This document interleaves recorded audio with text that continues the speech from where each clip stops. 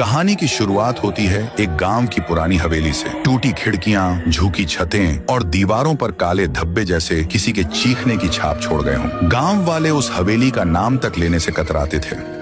कहते थे वहां मंजुलिका की आत्मा रहती है, जो भी गया लौट कर नहीं आया। रात में अक्सर हवेली से एक लड़की की चीखें सुनाई देती, मुझे न्याय चाहिए। एक दिन गांव में एक नया लड़का आया, रेस्टार। वो न डरता था न किसी की बातें मानता। हवेली की बात सुनी तो सब गांव वालों को बुलाया और बोला, मैं उस हवेली में जाऊंगा, जो सच्चाई है उसे सामने लाकर रहूंगा। गांव वाले पीछे हट गए, बोले पगला गया है क्या? जो गया वो मारा गया। मंजुलिका की आत्मा तुझे भी नहीं छोड़ेगी। रेस्टर ने आंखें बंद की, फिर कहा, अगर डर के जिंदा रहना है तो जीने से बेहतर है सच के लिए मर जाना। रात को अकेला टार्च और एक लाठी लेकर वो हवेली की ओर बढ़ा। हवेली की ओर कदम रखते ही एक ठंडी हवा चली, जैसे किसी ने छू लिया हो। तभी एक डरावनी आवाज आई, लौट जा वरना तू भी मारा जाएगा। रेस्टार ने साहस से कहा, तू जो भी है सामने आ। एक पल में एक सफेद धुएं से भरी परछाई सामने आ खड़ी हुई। लाल आंखें, उलझे बाल, कांपता हुआ चेहरा। वो आत्मा चिल्लाई, क्यों आया है यहाँ? मरना चाहता है? रेस्टार बोला, मैं सच जानने आया हूँ। क्यों सबको मार रही हो? क्या बिगाड़ा है गांव ने? कुछ पल सन्नाटा रहा, फिर आत्मा की आवाज बदली। वो बोली, मैं मंजुलिका नहीं हूँ, मैं उसका भाई हूँ, चंदन। 2 साल पहले मैं और मेरी बहन मंजुलिका इस गाँव में समाज सेवा करते थे,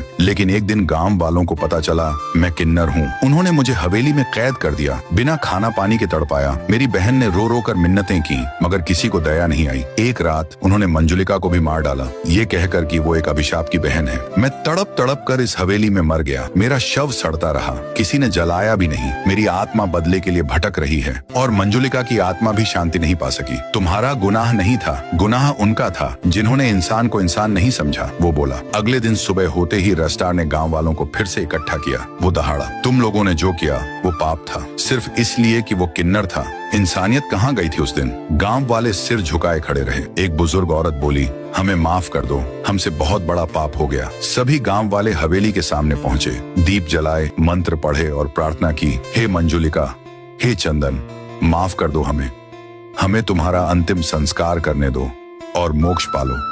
हवेली की दीवारें कांपी, एक तीव्र रोशनी फूट पड़ी। मंजुलिका और चंदन की आत्माएं ऊपर उठने लगी, मुस्कुराती हुई, शांत चेहरों के साथ।